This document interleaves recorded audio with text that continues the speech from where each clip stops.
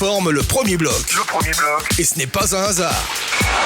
Ils font et défont l'actualité, ils analysent, ils jugent. Ils donnent les vraies réponses. C'est cela, oui. Le premier bloc. C'est sur Planète Hockey, la radio.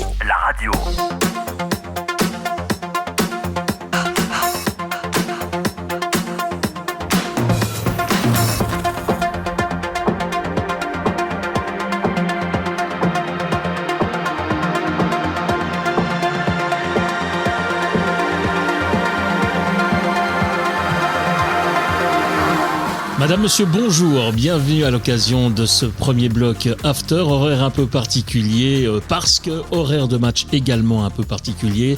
Comme vous le savez, le premier bloc habituellement est prévu à partir de 18h ou à partir de 20h. Aujourd'hui 16h parce que nous avons des matchs qui ont déjà débuté et nous voulions quand même pouvoir nous exprimer librement sans avoir connaissance des résultats. Résultats, justement, eh bien, nous sommes donc pendant l'évolution de ces matchs dont nous ne tiendrons pas compte, c'est important de le dire dans cette émission pour vous parler de la future saison, de la future année 2023 au niveau National League notamment et comme d'habitude nos deux plus assidus rubricards avec Laurent Perroton aujourd'hui encore une fois. Bonjour Laurent. Bonjour. Et bonjour Christian Ponty. Bonjour. Messieurs, les matchs donc ont débuté, on n'en parle pas. Et on va voir ce que nous réservent les clubs suisses romans surtout pour 2023. Est-ce qu'il y a quand même quelque chose que vous aimeriez aborder en particulier ? Évidemment, faire un bref retour sur la Spengler, parce que c'était quand même magique ce qui s'est passé. Parler du championnat du monde M20 et puis parler du match de hier soir qu'on a pu commenter ensemble, Zurich-Bienne, et ensuite des matchs du jour et puis de la semaine un petit peu folle, hein. On a joué dimanche soir, on joue lundi soir, on joue mardi soir, on joue mercredi soir, congé jeudi, on joue vendredi, on joue samedi, on joue dimanche. Donc là, cette semaine, 6 jours sur 7, la National League. J'ai une petite pensée émue pour les supporters de Martigny qui n'aiment pas trop devoir se déplacer en semaine lorsqu'il y a des matchs tardifs, mais avec une équipe comme Martigny qui est ambitieuse, on va dire à ces supporters-là que oui, effectivement, vous pouvez râler sur l'horaire de match de la finale de la Coupe de Suisse, mais que c'est ce qui vous pend au bout du nez toute la saison si vous montez dans les ligues supérieures. Surtout que ça joue beaucoup le vendredi soir, donc si vous êtes à l'extérieur, vous sortez du travail, il va falloir vite prendre la voiture, et puis le dimanche soir, donc si tu montes en Swiss League, c'est un petit peu ces horaires-là, et donc il faut s'habituer déjà. Voilà, mais cela dit, on les comprend parce que c'est vrai que il faut savoir faire la différence entre le hockey professionnel et le hockey amateur. Christian Ponty, de retour de Davos, on a réussi à l'arracher des escaliers de l'Hôtel Europe. Alors allons-y. Oui, alors moi, juste comme disait Laurent, je voudrais juste revenir sur la Coupe Spengler parce que je l'ai vécu de l'intérieur. J'ai eu la chance de voir la demi-finale et la finale, mais je l'ai vu dans le box des parents de joueurs et des femmes de joueurs. Oh, monsieur était VIP. Ouais, enfin, je dirais pas jusque-là, non, mais c'était vraiment sympa. C'est surtout que c'est là où j'ai trouvé des billets, c'était quand même assez compliqué. Donc, juste pour dire, quand on est arrivé à Morges avec Laurent, qu'on s'est connus, moi j'avais créé un jingle, enfin, on avait inventé en fait une phrase qui correspondait au club. On avait inventé We Are Family, donc on n'a pas tout inventé non plus. Mm-hmm. Et en fait, ce que j'ai trouvé incroyable avec Ambry, quand la victoire a été officialisée avec le dernier penalty, la première chose que Duka a fait, il est venu et il a ouvert la porte aux familles des joueurs. Et Duka était en pleurs. Ah, il était en pleurs, on l'a vu sur la glace en pleurs, d'accord. Exact. Et juste pour dire, Duka, c'est pas le joueur à lâcher une larme facilement. Je rappelle, c'est quand même le seul gars qui a réussi, entre guillemets, à péter la gueule à Chervet. C'est juste pour l'image, juste pour dire que... Tristan, si tu nous entends. Voilà.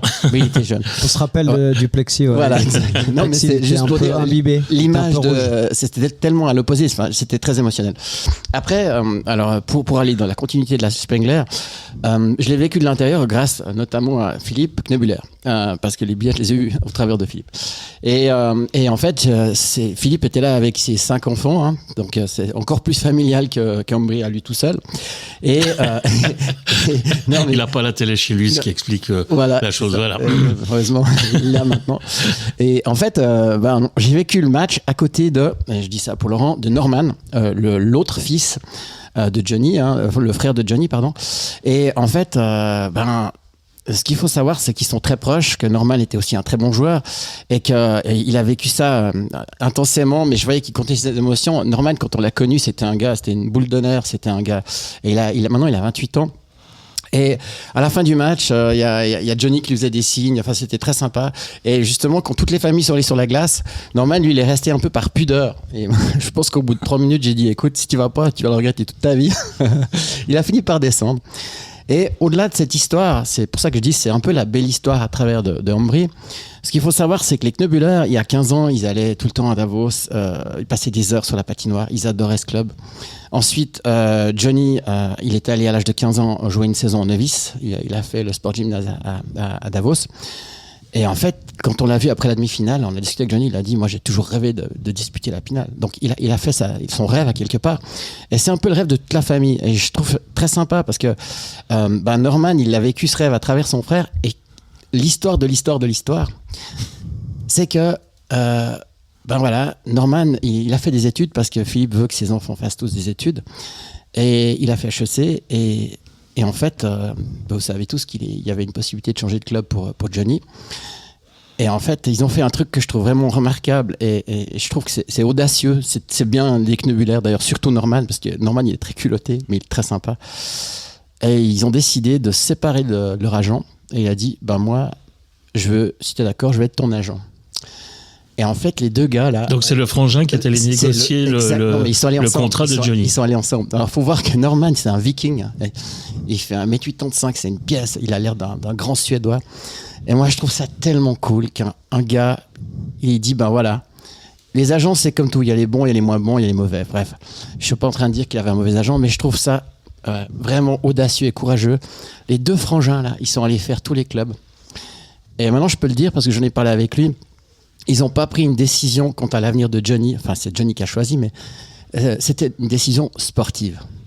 Et voilà, quelque part, la récompense, elle est tombée avec la Coupe Spengler.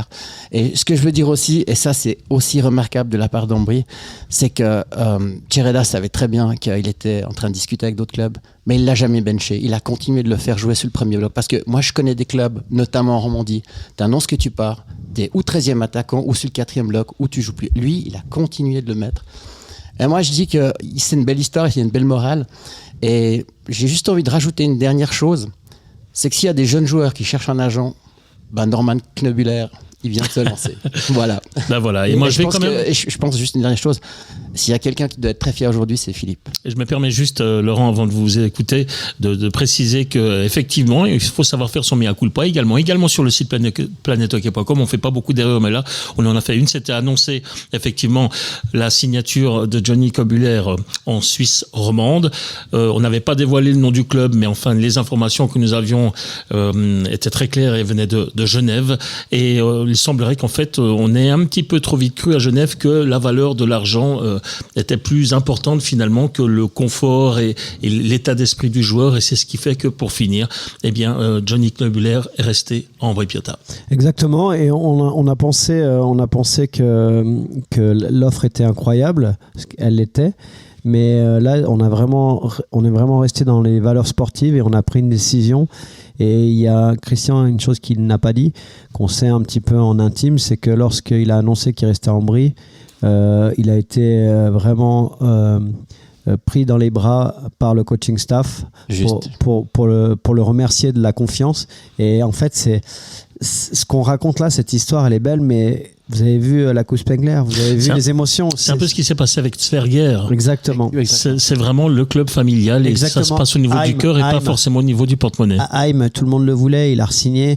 Donc il y a quelque chose qui se passe là-bas et en fait c'est la victoire de l'amitié et de la confrérie lors de la finale de la Coupe Spengler, et on a tous suivi cette Spengler parce qu'Ambry nous ont fait rêver en fait. Moi j'étais au milieu de j'avais des frissons, ils pleuraient les gens.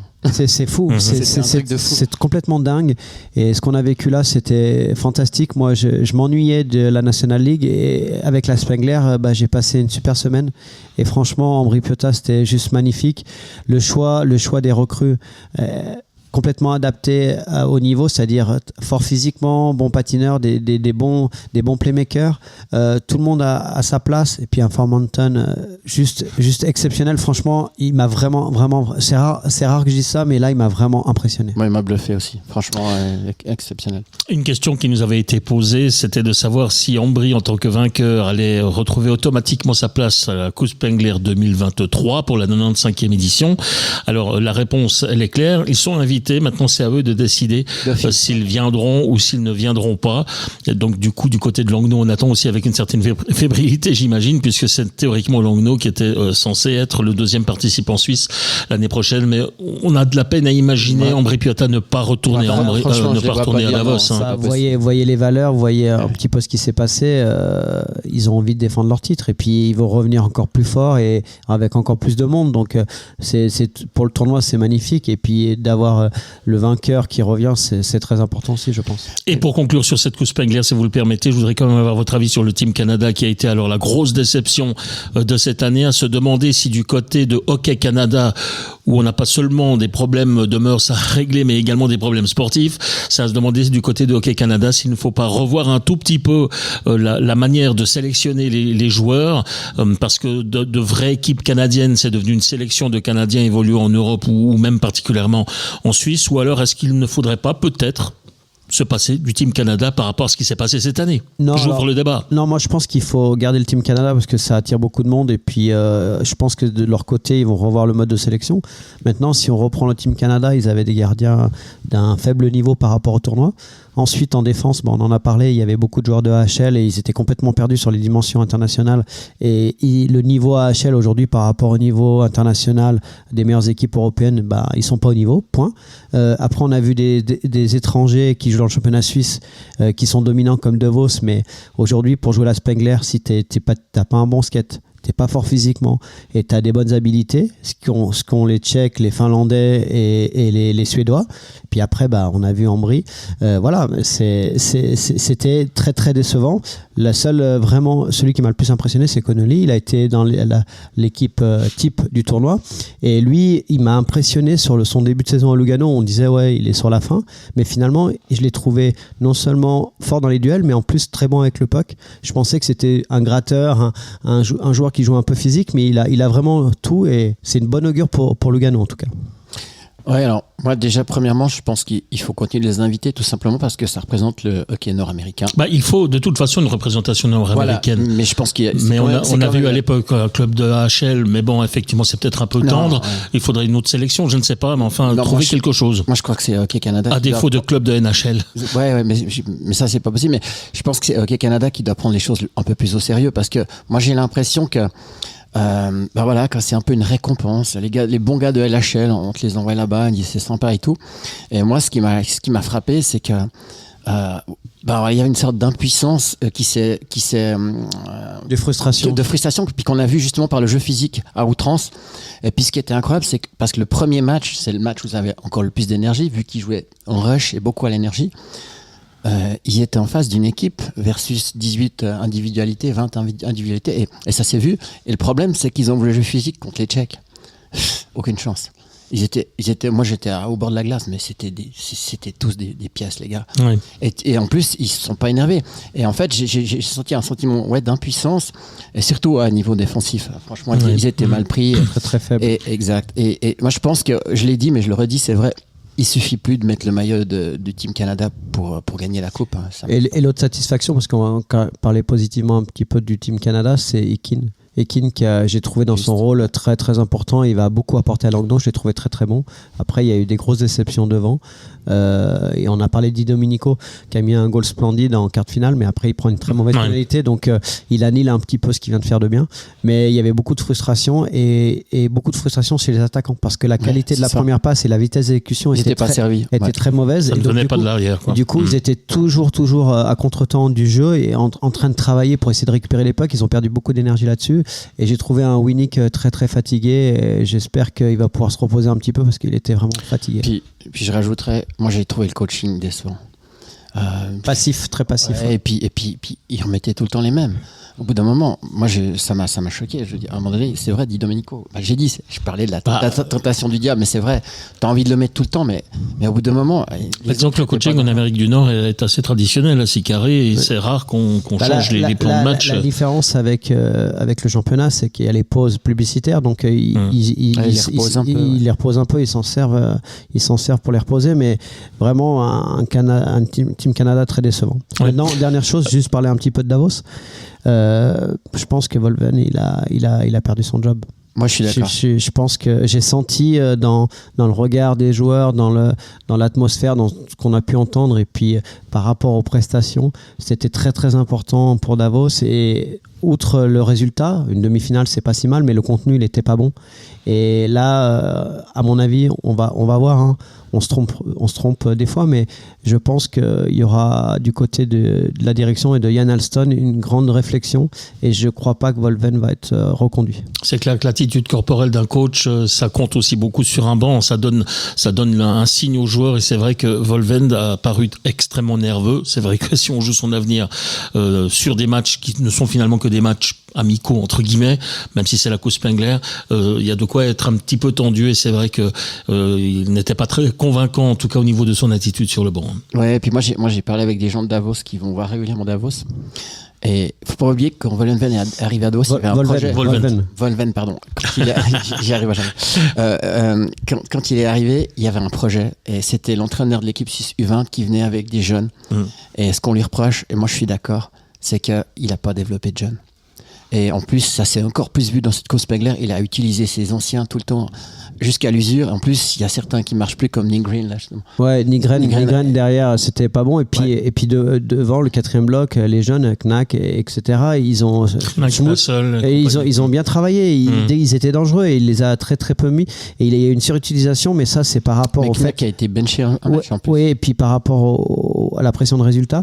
Mais là, il a mal paru. J'ai trouvé qu'il a mal paru, et le fait d'être qualifié sur la demi-finale difficilement, sans produire du très bon jeu, en ayant pris vraiment une volée par Sparta Prague, mais peut-être en ayant un bon contenu en demi-finale, ça aurait mieux passé. Mais là, ils ont pris une volée par Ambry, et du coup, c'est compliqué. On va parler des jeunes dans un instant avec l'équipe de Suisse U20 qui joue un quart de finale face à la Tchéquie aujourd'hui, quart de finale de championnat du monde. Pour conclure sur la Coupe Spengler et pour revenir quand même une dernière fois sur le Team Canada, je peux vous dire que j'ai eu pas mal d'échos venant du Canada. Vous connaissez la puissance de la télévision dans ce genre de cas, et je peux vous dire que TSN RDS, qui diffuse les matchs en direct, ne sont pas contents de voir une équipe canadienne perdre. Ils avaient un peu honte. Voilà. Ouais. Et résultat, il va y avoir des pressions, et ça ne devrait normalement pas entraîner la non-diffusion des matchs de la Coupe Spengler en Amérique du Nord, parce qu'ils ont besoin aussi de ce genre de programme pendant les fêtes de fin d'année. Mais par contre, ça pourrait avoir une influence sur Hockey Canada, qui se sentira peut-être obligé de présenter quand même d'autres contingents. Voilà, on referme la page Coupe Spengler. Rapidement, petite page championnat du monde U20, l'équipe de Suisse qui peut-être se qualifier pour disputer une médaille. Pour cela, il faut battre la Tchéquie aujourd'hui. Alors, déjà, début de championnat du monde très très bon. Je suis un petit peu triste pour eux, parce que finalement, par rapport à la place, ça finit 4e, on a gagné 3 matchs. Tu gagnes 3 matchs et tu finis 4e. 3 matchs sur 4, c'est fou. Mais en faisant ça, tu évites finalement le Canada et la Suède. Exactement. Donc c'est pas si mauvais. Ouais, bien sûr. Pour moi, les 3 équipes, Canada, Suède, République tchèque, c'est les Tchèques qui correspondent le mieux au jeu des Suisses. Simplement, il va falloir arriver à tenir ce premier bloc du côté tchèque, et puis surtout absolument pas prendre de pénalité, être très très discipliné 60 minutes. Et puis ce qui va être difficile, c'est sur l'impact physique. Ils ont quand même des gros gabarits.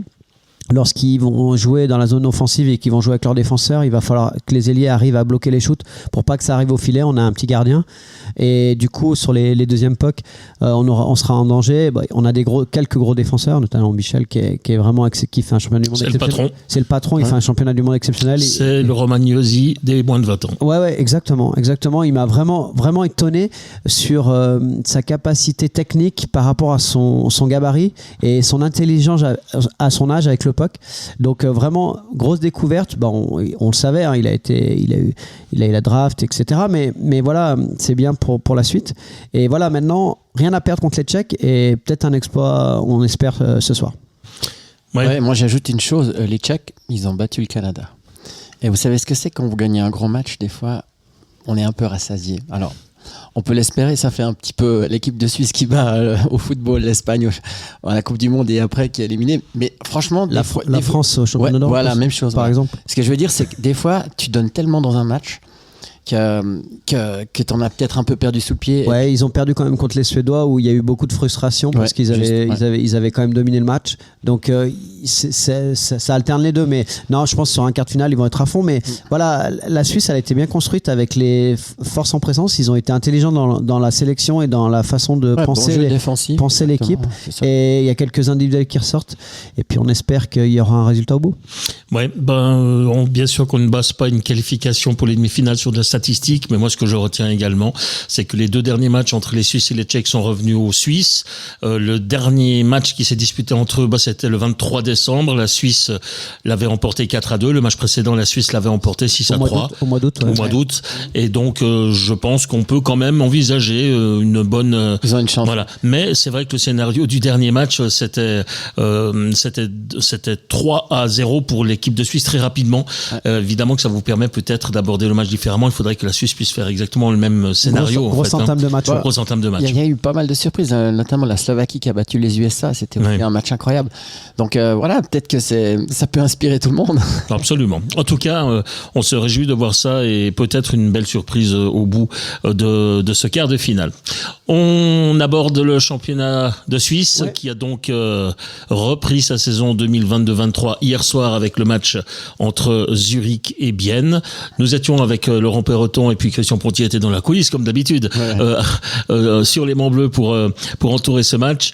Moi hier j'ai pas pu m'empêcher de dire, Laurent, que pour Bienne c'est quand même dur, c'est très frustrant parce que finalement Bienne aurait peut-être même dû remporter ce match.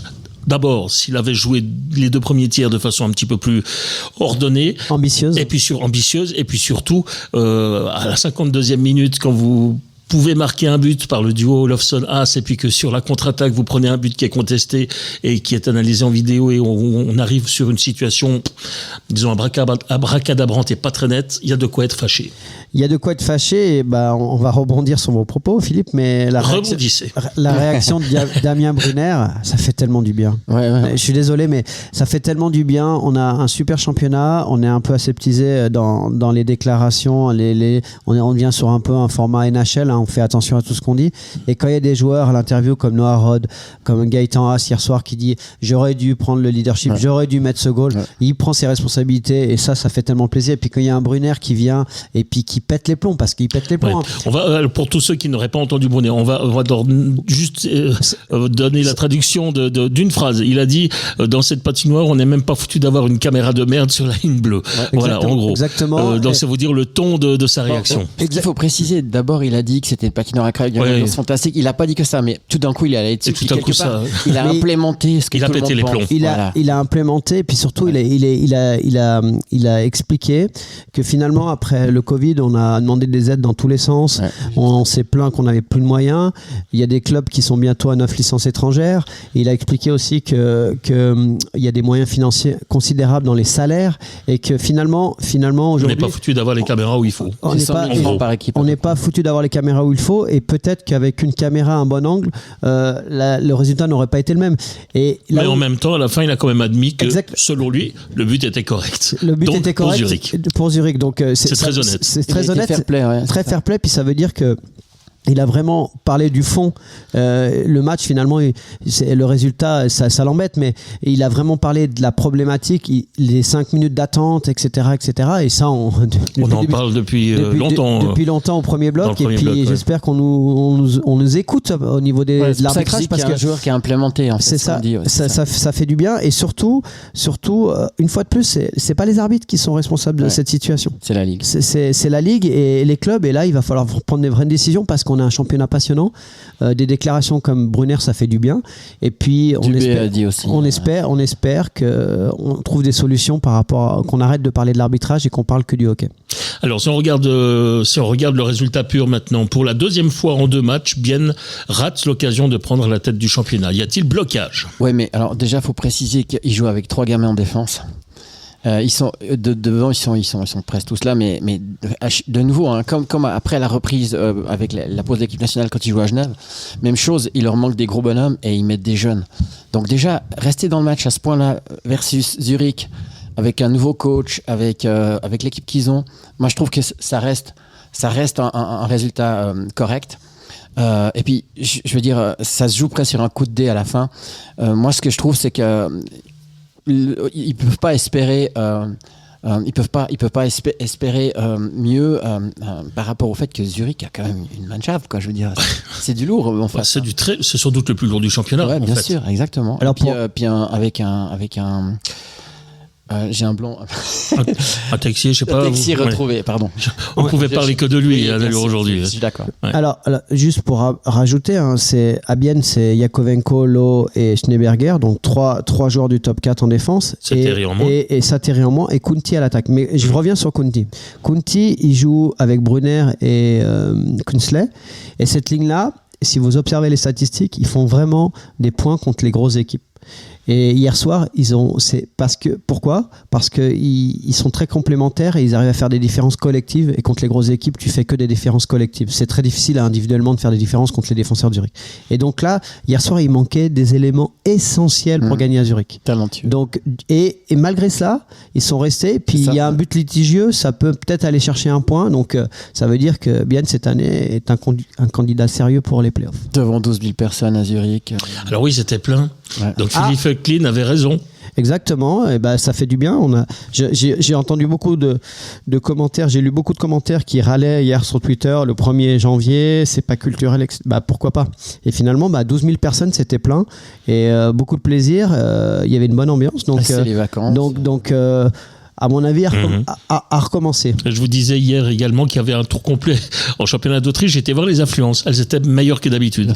Donc voilà, il faut croire que le 1er janvier au soir, personne ne sait jamais quoi faire. Donc du coup, on va à la patinoire. Et puis avec les nouvelles conditions climatiques, il n'y a plus de neige. Ouais, voilà. En plus, du coup, ça nous pousse à aller voir du hockey. Non, mais c'était vraiment, vraiment sympa. Et puis des fois, on se trompe un petit peu dans ce qu'on peut dire. Je crois que c'était bien qu'il y ait un match le 1er janvier. Ça s'est très bien passé.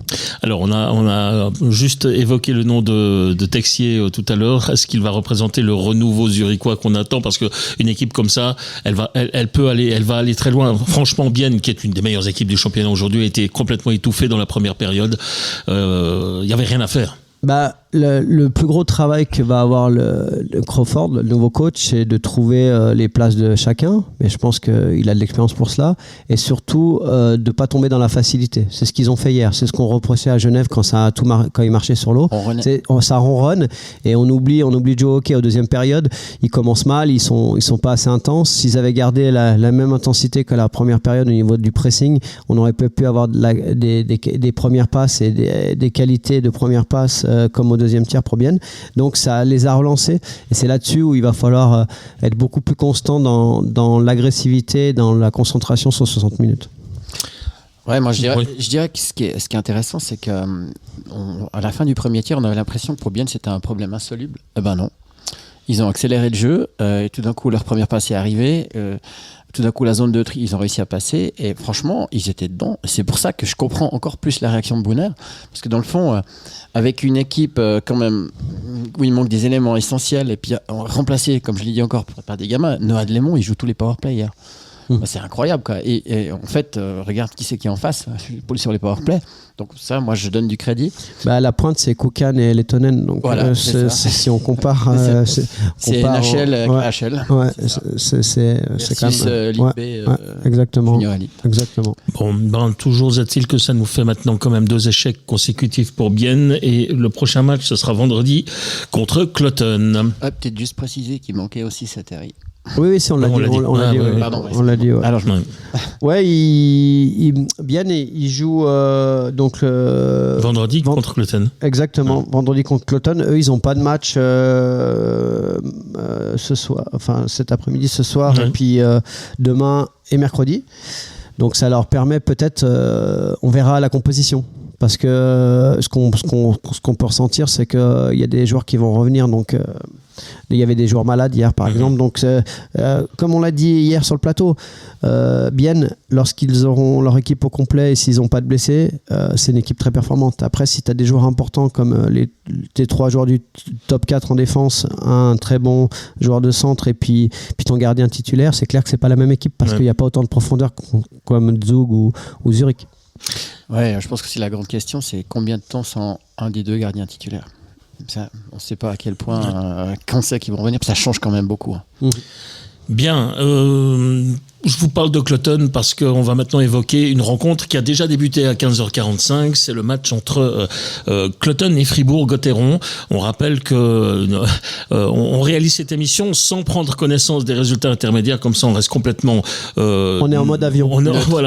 Exactement. On est en mode avion, on ne sait pas ce qui se passe sur les patinoires et on vous donne vraiment notre avis sans être influencé par tout à coup une avalanche de buts en faveur d'une équipe ou de l'autre. Donc, Cloton-Fribourg qui a débuté, ce Fribourg-là que l'on peut imaginer peut-être, disons, je cherche mes mots pour ne pas paraître trop optimiste, mais en même temps, disons, ce Fribourg-là a moyen, disons, d'assurer au moins son 4e rang provisoire au match par point. Ou par match plutôt. On va dire ça comme ça. Exactement. Il y a une amélioration à tous les niveaux. En défensive, entre les poteaux. En défensive, ça n'a pas changé. Après, à l'offensive, il y a chaque joueur qui commence à améliorer son niveau, soit les joueurs suisses, soit les joueurs étrangers.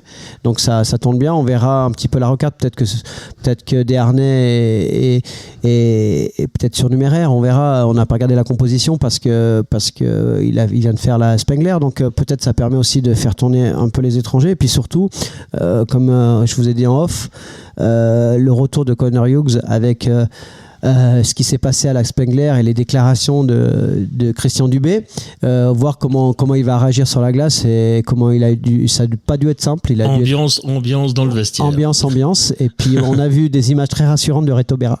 J'ai vu plusieurs images à l'entraînement et ça c'est de bon augure et c'est un peu leur gros transfert finalement qui va arriver mi-janvier, peut-être début février. On ne sait pas quand il va pouvoir reprendre la compétition, mais en tout cas il s'entraîne déjà et puis ils s'entraînent vraiment, donc c'est une bonne chose pour Fribourg. Ouais, moi je trouve que ce qui est bien avec Fribourg, c'est qu'ils n'ont pas été en sur-régime comme Genève ou comme eux-mêmes l'année passée. Et moi je pense qu'il y a du bon qui vient, et notamment la confiance des attaquants étrangers, ça s'est vu après la pause d'équipe nationale. Et puis comme avait dit Christian Dubé, par exemple, Kokkanen, il est jeune, il avait besoin d'un temps d'adaptation. Et moi, je trouve que déjà, ils sont sur 3 victoires. Ensuite, effectivement, si tout d'un coup Berra revient, je ne sais pas dans combien de temps, mais ça pourrait aussi changer le focus par rapport à l'attaque-défense. Et moi, je suis assez optimiste par rapport à Fribourg parce que, quoi qu'il arrive, Fribourg, c'est toujours resté une équipe soudée. On se sent qu'il y a une bonne ambiance. Et je pense que Dubé nous l'a bien expliqué, quoi. Il attend l'étincelle, mais moi je pense qu'il y a eu un début d'étincelle après la pause de l'équipe nationale. 3 victoires et contre des grosses adversaires. Les seuls d'ailleurs à avoir fait lead of points. Voilà. Exactement. Et puis ils sont reposés. Hein. Moi je pense que si maintenant ils ont un bon momentum, ils peuvent aller loin, Fribourg, je pense. Bon, on verra ça. Je crois qu'on va passer à une affiche suivante, à moins qu'il y ait encore quelque chose. Oui, tout le monde disait les étrangers de Fribourg, blablabla. Donc, comme vous l'avez dit, on attend plus maintenant. Ils ont le devoir maintenant de continuer sur leur lancée d'après pause équipe nationale. Oui, autrement, on va retomber dans les mêmes critiques en disant et là, ça sera plus grave. Exactement. Dans le volume de jeu, il faut continuer ça. Maintenant, il faut comptabiliser. Il faut commencer à scorer. Et c'est ça qui va amener Fribourg très loin. Donc, dans le volume et dans ce qu'ils ont entrepris la semaine avec 9 points, ils étaient pas mal. Maintenant, il faut un petit peu plus d'efficacité, mais ça va venir avec la confiance. Ouais, puis ils ont amorcé une révolte. Et ça, je pense que c'était un signe fort avant la pause. Deuxième match qui a débuté à 15h45, c'est Ajoie qui reçoit Zoug. Alors c'est le champion contre celui qui est bon dernier, bon entre guillemets évidemment. On va parler de Zoug quand même pendant un petit moment, mais je voudrais d'abord aborder la problématique Ajoie. Je pense que il y aura pas de miracle de toute façon et qu'Ajoie doit plutôt aujourd'hui gentiment penser à préparer la lutte contre la relégation. Donc que doit-il se passer dans les rangs jurassiens maintenant pour être au top au moment où il faudra battre peut-être Lausanne en demi-finale de cette relégation? Alors déjà, première chose, c'est essayer de continuer à faire des points. On ne sait jamais ce qui peut se passer pour essayer de peut-être sortir de la 14e place. Peut-être aller chercher une 13e, on ne sait jamais, et en performant énormément, voire une 12e. Des fois, avec la surprise, on est tous en train de leur dire pour préparer les play-outs, mais peut-être que ça peut être une solution. Mais disons, je vous interromps, mais oui. Si on regarde le classement actuel, donc aujourd'hui on a Ajoie 14e avec 26 points, Lausanne 13e avec 37 points et Lugano 12e avec 38 points. Il y a encore Langnau qui est à 40 points. Ça veut dire que décoller à la 13e place, ça ne suffira pas si on veut éviter Lausanne, en supposant que Lausanne évidemment continue sa chute. Lugano, c'est pas cadeau. Donc, bon... Ça suffira pas. Ça suffira pas. Imaginez que... Quel que soit l'adversaire. Imaginez qu'ils finissent 13e au niveau du mental, comme ça pourrait les booster. C'est ça. Ouais. Et puis il faut pas oublier une chose. Eux, mais il y a un truc, c'est vrai, il faut qu'ils continuent de garder ce sourire et puis qu'ils continuent de travailler d'une manière intelligente. Et c'est ce que Vauclair a mis en place. Et moi, comme par hasard, tout d'un coup, cette équipe-là, si elle joue comme elle a joué comme à Lausanne, elle pourra faire des points. Et qui dit points, dit confiance. Et c'est ce qu'ils ont besoin. Et s'ils arrivent en confiance dans ce tour relégation, ils ont toutes les chances de s'en sortir. Et puis surtout, ce qu'il a changé, c'est le temps de jeu de chacun et surtout l'état de forme du moment. C'est-à-dire que les rôles, chacun son rôle, mais s'il y a une ligne qui performe un peu moins, elle joue un peu moins et du coup, il essaye aussi de bonifier. Donc tout le monde a vraiment le sourire et puis c'est une vraie équipe, on retrouve une vraie équipe. Donc c'est ça qui peut les sauver. Bon, et puis n'oublions pas que pour le cancre de la National League, il y a encore le dernier examen, c'est contre le champion de Ligue B. Alors, de Ligue B, de Swiss League, que ce soit Holton ou que ce soit la Chaux-de-Fonds, qui sont sans doute les deux équipes qui se profilent maintenant. Il semblerait qu'il y ait encore une certaine marge quand même entre le dernier de l'élite et puis le premier de l'antichambre. Mais c'est surtout si on travaille de la bonne manière comme il le fait actuellement, on va pas arriver usé, on va arriver frais mentalement et puis surtout on progresse. Et on progresse dans un niveau de jeu où ça va 2 fois plus vite qu'en Swiss League. Donc au niveau de l'intensité du jeu et de la vitesse de ce que tu fais avec le puck et sans le puck dans ta prise de décision, t'es beaucoup plus performant qu'une équipe de Swiss League. Donc c'est là-dessus où il doit travailler, Vauclair, et je pense il a établi un plan de marche avec justement essayer de grappiller des points, se donner un petit peu de confiance. C'est un match dans le match, essayer de grappiller. Nous, c'est la 13e place. Puis une fois qu'on est à la 13e, on verra la suite. Même si ça paraît inaccessible, le fait d'avoir gagné avant Noël contre le 13e, ça te donne de la force. Ah oui. Donc ce match était très important aussi pour son projet. Et pour que ça soit un avantage d'être en National League versus la Swiss League, il faut que tu aies fait des points. Donc, quoi qu'il arrive, il doit faire des points pour la confiance. Et parce qu'autrement, c'est pas un avantage. Si tu arrives puis que tu as 18 défaites, je suis pas sûr des victoires et puis du plaisir. Voilà, exact. Et puis la confiance, elle est là, puisque Ajoie a terminé quand même l'année avec deux victoires. Ajoie, Zoug. Alors, j'avais envie de parler un peu de Zoug, peut-être un tout petit peu plus, parce que qu'est-ce qu'on a pu se poser des questions au sujet du champion de Suisse qui était quand même un petit peu beaucoup en dessous des attentes. Et puis tout à coup, à vous entendre, messieurs, on en refait presque un favori pas forcément un grand favori du championnat, mais la plupart des observateurs disent attention, Zoug revient fort. Bon, déjà, on a été chercher un défenseur étranger. Avec beaucoup de polémiques parce qu'il vient de KHL, mais il va quand même apporter, et puis c'est ce qui leur manquait. Et ensuite, moi, comme je l'ai dit hier soir, je reste persuadé que s'ils gagnent la Ligue des Champions, c'est leur objectif premier. S'ils gagnent la Ligue des Champions... C'est quoi l'objectif ? Parce que finalement, ce sont 2 gros objectifs, et ça se demandait quel est le plus important. Hein. Et depuis quelques semaines, vous nous dites finalement, ils préféraient être champion d'Europe que champion de Suisse. Non, mais je vous dis que pour moi, le plus important, c'est d'être champion d'Europe. Pour lancer le championnat suisse. Pour lancer le championnat suisse et surtout pour redonner de la dynamique de victoire. Et je crois que on verra par la suite, mais sur le papier, on a re-signé le coach pour plusieurs saisons. Donc du coup, il n'y a pas de polémique par rapport à ça. Tout le monde doit travailler dans le même sens. Je crois que c'est une équipe qui a eu l'habitude de gagner. Il y a des leaders de vestiaire qui sont blessés, comme Klingberg, qui vont revenir, Hanson, etc. Donc sur la durée, Giannoni va remonter ses statistiques et son niveau de jeu quand ça va compter. Donc sur la durée, s'ils gagnent la Ligue des Champions, vous verrez qu'ils seront vraiment surprenants. Ça fait quand même beaucoup de si. Oui. Moi, juste pour revenir à ce que Philippe disait au début, il avait l'air de dire que tout d'un coup on dit de nouveau qu'ils sont favoris. Pour moi, ils ont toujours été favoris parce que c'est une machine à play-off. Et ça, faut pas l'oublier, ils ont des joueurs formatés pour les play-offs. Et ils savent très bien que ça sert à rien de finir premier, surtout si tu veux essayer d'avoir cette Coupe d'Europe.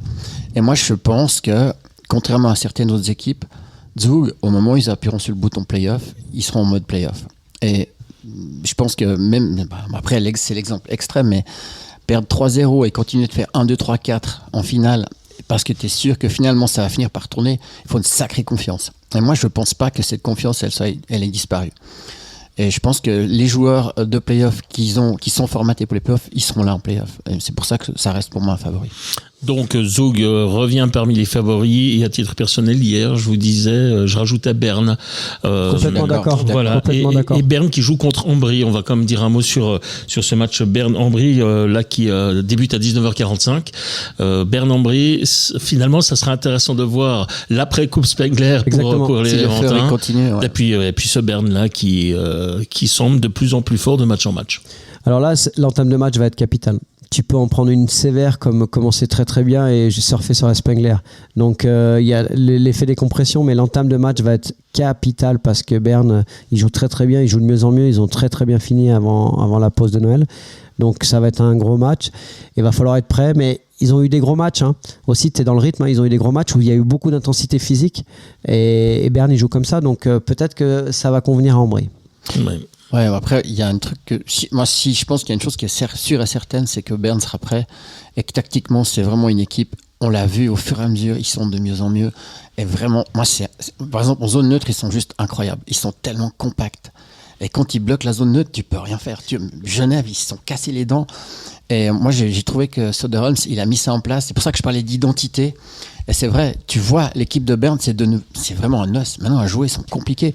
Le risque, c'est qu'effectivement, entre les festivités, plus un match tous les jours quasiment pendant une semaine. Plus les joueurs qui sont repartis dans voilà, leur club, c'est ça. Qui était très important dans l'organisation. Alors, tu peux payer. Après, ou tu surfes sur l'euphorie, ou bien tu t'effondres parce que physiquement. C'est exactement ça. Et d'ailleurs, on a eu un contact avec Filippo Frizzi, qui est au Tessin. Il nous a dit qu'à Ambron avait fêté quasiment ça comme un titre de champion de Suisse, quoi. Donc, c'est comme si, et attention, c'est comme si la saison avait déjà été réussie et il peut y avoir un relâchement aussi. Donc, on verra ça, effectivement, à l'occasion de cette rencontre-là. Il y a encore un quatrième match aujourd'hui avec les L. Exactement, les L. Lugano-Lausanne. On reste au Tessin, mais on va d'abord parler de Lausanne. Alors, Lausanne, le derby des L. Votre sujet favori? Non, pas du tout. Ça m'empêche pas de dormir. J'ai lu un chouette article là, dimanche de notre confrère Pache. Cyril. Ah bah dites donc, il va un peu dans votre sens cette fois-ci. On remet un peu le tout Lausanne à sa place. Bah, il met des évidences et puis il parle un petit peu de l'organisation. Comme j'ai dit sur le plateau hier, j'aimerais qu'on parle de hockey. Et puis on entend parler de concerts, on entend parler de Svoboda, on entend parler on va mettre lui en tribune parce que ça va pas. Mais est-ce qu'on a parlé du contenu contre Ajoie? Et c'est la problématique, elle est là. Genasi, il explique qu'il y a un petit peu une forme d'anti-Lausanne dans les médias. Persécution, mais évidemment qu'on aimerait que ça soit l'inverse. On aimerait que ça soit l'inverse, parce que c'est un club roman, et puis on veut que les clubs romans performent, et puis qu'on arrête de l'autre côté, en Suisse allemande, de nous prendre pour des excusez-moi du terme, mais des pompes à vélo. Donc on arrive à gagner une fois un championnat. Et là, avec tout ce qui s'est passé, et la seule chose qui m'inquiète vraiment dans ce qu'a dit Cyril Page, parce qu'il est quand même bien informé, c'est que Svoboda est encore là. Donc il aurait encore de l'influence. Et il a encore de l'influence et il a des actions dans le club et ça c'est quand même incroyable. Quand je vous ai dit la semaine dernière que son acolyte Bobby Dolas, il avait réussi à partir à Laval, j'ai dit c'est la fin de l'ère Svoboda, il y a tout le monde tous les proches s'en vont. Mais apparemment non, il est encore là. Donc quand on a 20% je crois des actions, ce qui est le cas de Svoboda, 20% d'actions à Lausanne, ça représente un montant important je crois. Il est logique quand même qu'on ait encore un petit mot à dire. Oui, mais alors moi ce que je comprends pas, je suis complètement d'accord. Mais les rôles sont encore une fois pas assez définis. Pas assez définis et surtout lorsqu'ils ont fait le ménage, on était à la conférence de presse, il faut trouver une solution pour acheter les actions, il faut trouver un consensus avec ce monsieur pour acheter les actions pour que finalement on parte sur une nouvelle ère. Donc là c'est pas le cas. Et puis, parce qu'autrement c'est de nous de l'enfumage. On nous a dit qu'il était plus là, mais s'il est influent. Puis pour résumer ce qu'il a dit un petit peu, il parle un petit peu des contrats, des moyens financiers sur ces contrats. Il parle de la durée des contrats. Il parle évidemment du CEO. Il parle aussi du directeur sportif en expliquant que dans le milieu, on pense qu'il n'a pas les épaules pour accomplir cette mission et puis retransformer cette équipe. Donc ça peut lui donner une source de motivation à John Foot. Maintenant, on va le voir. On va le voir au quotidien. C'est ce que je vous ai dit. C'est que ce que j'aimerais, même si c'est un personnage que je n'apprécie pas, ce que j'aimerais, c'est qu'il fonctionne pas en réaction, en action. C'est-à-dire que on perd contre Ajoie. D'un coup, on annonce que panique, c'est ça. On cherche un club, qu'on envoie Kenin Sassia. Non, fais-le avant. Ouais. Fais-le avant et là tu gagnes le respect de tout le monde. C'est là-dessus où il a toujours fonctionné comme ça et c'est pour ça qu'il m'a toujours agacé en fait. Et puis on n'entend pas trop Ward. Non mais moi justement je voulais venir là-dessus parce que avant on parlait de. Il en parle dans l'article. Voilà, mais surtout on parle pas de hockey.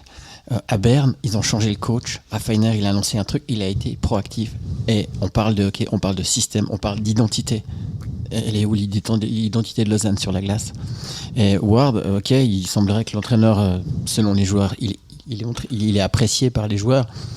Après, comme j'ai dit, les joueurs, ils apprécient quand ils jouent, premièrement. Et puis après, est-ce qu'il a bonifié certains joueurs qui avaient un certain capital? Alors, je vais rajouter, j'ai parlé avec quelques joueurs, il était apprécié. C'est-à-dire que dans son process, on communique, on va analyser, on va donner des solutions. Quand on va critiquer les joueurs, on va leur donner des opportunités de progresser. Et finalement, ce qui ressort aujourd'hui, c'est qu'on met la Légion étrangère en avant, certains, et puis il y a quelques joueurs suisses, et puis ils viennent ensuite. C'est la NHL. C'est exactement la NHL. Et puis elle vient de la NHL. Et dans le temps de jeu, ça se retrouve. Donc, je vous avais dit que le profil me posait problème. Et pour l'instant, ça nous donne raison.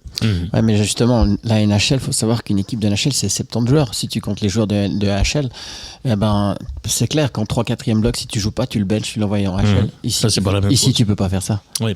Parce que tu as juste mis les gars hors de confiance et après, typique Ugly. C'est vrai. D'où ma remarque d'hier où j'avais le sentiment que cette National League helvétique devenait un petit peu le cimetière des éléphants avec tous ces entraîneurs qui ont un passé NHL mais qui n'ont plus aucun avenir NHL justement, et c'est peut-être pas tout à fait un hasard. Une petite chose à rajouter sur Lausanne, ça va à Lugano.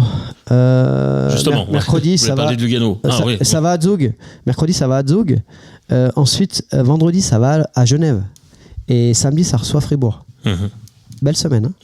Belle semaine. Là, il va falloir faire des points parce que ça va être compliqué si tu commences l'année 2023 avec 0 points en 4 matchs, mais tu as des gros adversaires.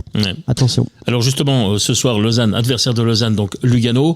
Maintenant, on attend encore cette progression qui se dessine gentiment sous l'ère Gianni Nadi. Ça a été plus long par rapport à Berne. Mais ils ont d'autres problèmes. Par exemple, moi je trouve que les gardiens ne performent pas du tout.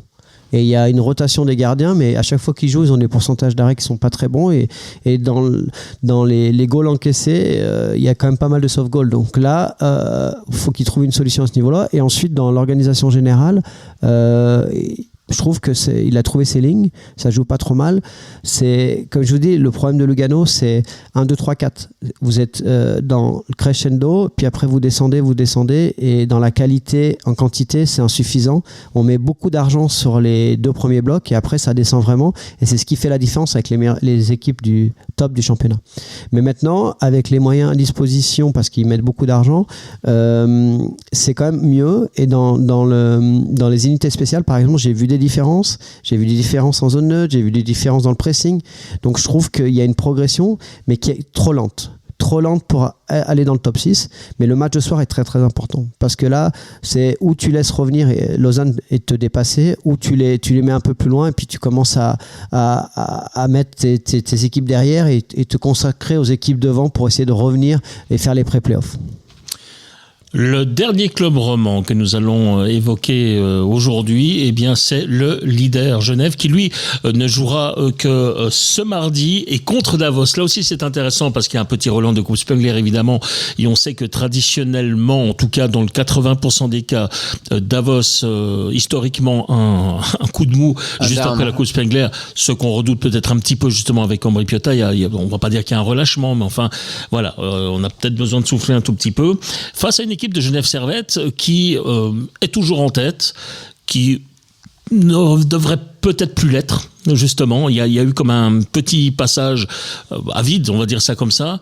Est-ce qu'il est maîtrisé maintenant ? On a parlé évidemment des absents, on a parlé, et on va peut-être parler d'Ovitu dans un instant parce que ça fait un petit peu de bruit. Qu'en est-il ? Alors, qu'en est-il de Genève ? Alors moi, première chose que je vais dire, c'est que pour avoir vu jouer Davos, je pense que Genève, ils se doivent de gagner ce soir, parce que les gars, ils sont cramés, mais vraiment cramés, notamment leur premier bloc. Surtout mentalement. Ouais, c'est ça. Physiquement et surtout mentalement. Ouais, mais parce que vraiment, alors, là, il y a une énorme surutilisation des 2 premiers blocs, et surtout du bloc de powerplay avec Ambul et compagnie. Donc c'est quand même un peu la force de frappe de Davos, pardon. Donc je pense qu'un Genève Servette un peu frais, motivé, ils doivent passer.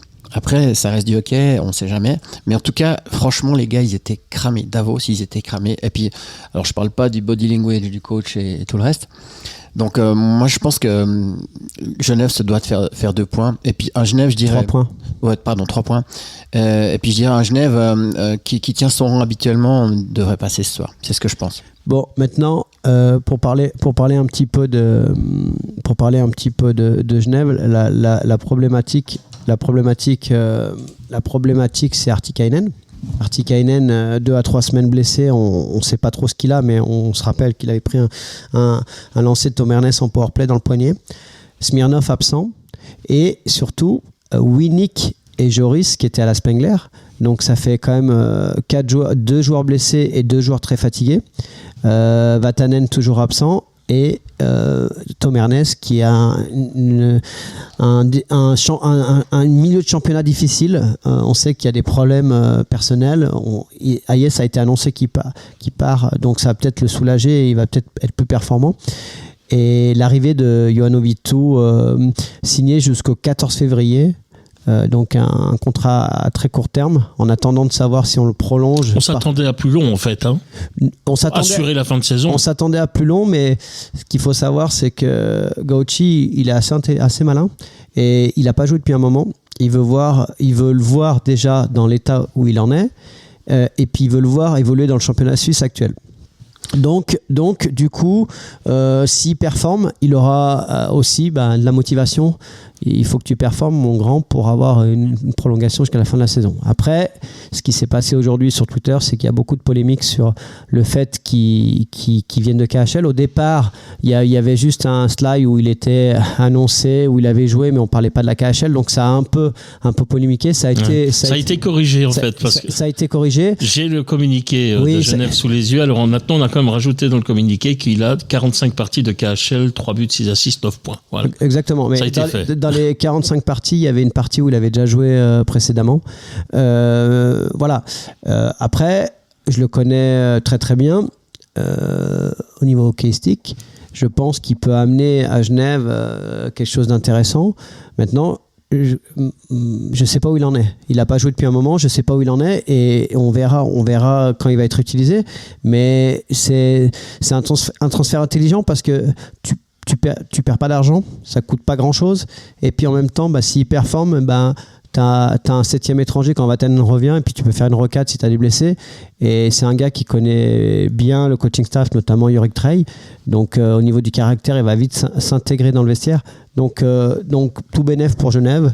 Après, ce qui pose problème, mais ça, on en a parlé, hein, en Finlande, ils ont décidé, tous les clubs, de refuser tous les joueurs qui ont pris un contrat en KHL. Nous, on n'a rien décidé. Donc, c'est... Du coup, la porte est ouverte. Bon, la Suisse se distingue cette année par 2 ou 3 choses. Alors, il y a effectivement l'histoire des joueurs qui étaient en KHL et qui viennent jouer en Suisse. Il y a également ceux qui ont au Basque quelques problèmes avec la justice pour des affaires de mœurs.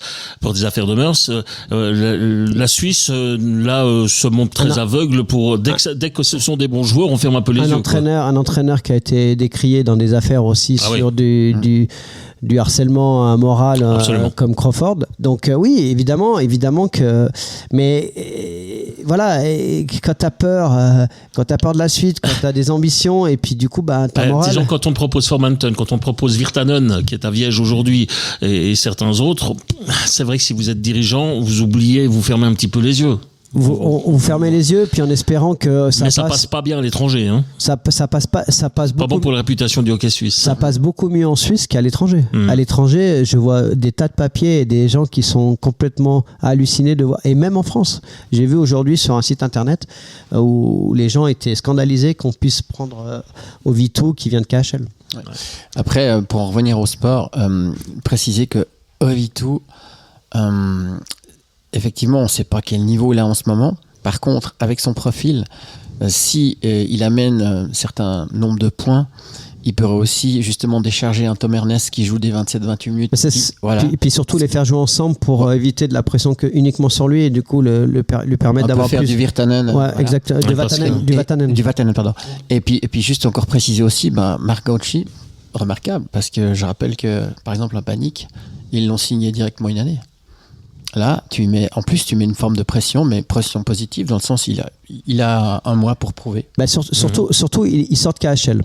Et il a été élu meilleur défenseur de Finlande en 2021. Ouais. La Finlande et la Suède, plus de place. Il te reste quoi ? La Suisse ? En France, au niveau financier, en termes de niveau de championnat, peut-être que ça ne l'intéresse pas. Donc c'est clair que le fait d'être très proche, il a été formé à Saint-Gervais, il a fait ses années juniors dans le Mont-Blanc, donc il est très très proche il connaît très très bien la région. Donc il est clair que tu peux l'attirer avec peu de moyens financiers. Moi, je pense qu'il a faim de hockey. Il a faim de hockey, puis il a envie de prouver. Donc c'est tout bénef pour Genève. Le seul problème, et ça on en a beaucoup parlé ici, c'est évidemment au niveau de ce qu'on renvoie, de l'image qu'on renvoie du championnat avec des joueurs qui ont passé outre les problèmes politiques et qui ont signé des contrats pour l'argent en KHL. Bon, dans le communiqué qui est apparu cet après-midi, on signale encore que Smirnov s'en a pour 4 à 5 semaines suite à la violente charge qu'il a subie. Ouais. Et puis, absence de 3 semaines pour Timo Artikainen. Oui, voilà. C'est ce qu'on pensait. Je pense qu'il a une fracture sur le shoot, il l'a pris à l'intérieur du poignet. Donc quand on voit le gros Bélix qui fait comme ça avec sa main, qui secoue sa main, on s'est dit que ça allait pas bien. Ouais. Et quand il y a Tom Ernest qui shoot à la ligne bleue, que vous le prenez dans le poignet avec le gant ouvert, c'est clair qu'il va y avoir des dégâts, même si vous êtes très très solide. Mais après, ça peut aussi être bénéfique, hein, parce que franchement... Il était quand même beaucoup utilisé justement, et puis peut-être qu'il peut arriver plus frais autant mentalement que physiquement. C'est ça, mais la condition physique. Ouais, mais la seule problématique maintenant, c'est arriver à faire des points et pas s'effondrer juste avant les playoffs au niveau mental, et puis garder une place quand même importante, même si Philippe il pense qu'il faut pas être premier, il faut mieux être quand même dans les 4 premiers. Non, mais après peut-être que ça va aussi obliger Genève à trouver des solutions, parce que c'est vrai qu'il y a plein de fois où il a sauvé la mise sur ses goals. Oui, bien sûr. Moment, bien sûr. Surtout dans les bons moments. C'est-à-dire qu'il y avait des moments où c'était un peu serré, puis que Genève jouait pas bien, puis là il te mettait un goal et puis du coup ça relançait la machine. Ouais, c'est ça. Donc il va manquer, mais on va voir maintenant. C'est la première grosse crise finalement pour Genève, pour Marc Gauchi et pour Cadieux, au niveau sportif et puis au niveau des médias par rapport à l'engagement d'Ovitu. Donc on va voir comment il gère ça, et je le dis toujours, hein, ça sert tout. dès que tu as une crise et si tu arrives à t'en sortir indemne, T'es plus fort. t'es plus fort et ça te sert pour les grandes batailles que sont les playoffs. Et bien sur la base de ce que l'on a pu dire sur le match d'aujourd'hui, sur la base de ce qu'on saura du match d'aujourd'hui, et bien le match entre Genève et Lausanne de vendredi, qui sera la prochaine grande confrontation entre les deux clubs lémaniques, sera très intéressante à évoquer dans notre prochain premier bloc. On y sera, le Bifort. On y sera avec Christian. Absolument. On va aller voir ce beau derby. On arrive gentiment à la fin de cette émission, une toute dernière. Ouais, moi j'en ai une. Alors, allez-y. Attention. Alors moi je voulais juste dire que hier soir c'était Back to the Future.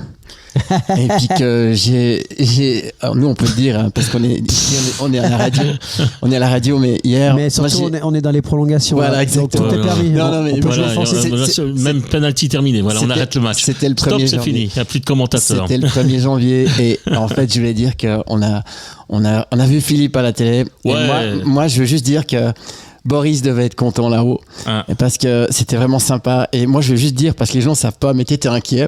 Et t'étais top, vraiment. Ouais, vous l'avez pas trouvé un peu vieilli quand même? Mais on s'en fout. Non. J'ai bien aimé la veste, moi. Ouais. Et puis ce bleu était magnifique. Et puis si on est ici autour de cette table, pour une raison simple, c'est la passion du sport et du hockey. Et c'était juste magnifique parce que c'est ressenti dans tout ce que t'as dit. Et en fait, t'avais les boules, t'étais inquiet, tu m'as demandé si c'était bien. Moi, je te dis c'était top. Et j'ai vu sur les réseaux sociaux, c'était top. Donc, il fait partie des 50% de gens satisfaits. Puis pour l'autre 50%, il faudra encore me supporter un moment. Parce que comme j'avais dit en début d'émission, toujours debout, toujours vivant, comme disent certains chanteurs français, Renaud. Exactement. Et moi, j'ai une dernière communication à vous faire, c'est de la part de toute l'équipe de planethockey.com, de Planet Hockey, la radio. Et alors, on peut citer en vrac tous ceux qui ont participé aux émissions. Il y a Patrice Lefebvre, il y a Rial Vincent, il y a Christophe Yavkin qui, entre parenthèses, non seulement vous souhaite une bonne année, mais vous recommande sa nouvelle rubrique que vous pouvez découvrir d'ailleurs en ce moment sur le site planethockey.com. Il y avait les sorties de zone, maintenant on a les entrées en zone. Et aujourd'hui, c'est consacré au HC à Joie. Après, on aime ou on n'aime pas Yavkin, c'est le destin de tous les journalistes. Voilà, oui. Et encore, pas oublier Mika Ngoy. Alors oui, justement, j'ai pas fini la liste. Mika, Laurent Antonioli. Mika, Laurent Antonioli, Filippo Fretti, bien sûr, et enfin tous les autres. Enfin tous, nous vous souhaitons une excellente année 2023. Et puis on vous donne toujours notre fameux conseil. N'oubliez pas que le hockey sur glace, c'est bien, mais le hockey sur place, c'est mieux. Excellente fin de journée. Et je vous rappelle que vous pouvez réécouter cette émission, comme l'horaire était spécial, puisque nous avons débuté à 16h. Vous pouvez réécouter cette émission aujourd'hui à 18h, à 20h, à 22h et encore demain à 6h du matin et à 13h. Voilà pour le programme également de mardi matin. Excellente fin de journée à toutes et à tous. Bon match et à vendredi pour et bonne année. Et bonne année encore. Et à vendredi pour la prochaine émission. Bye bye.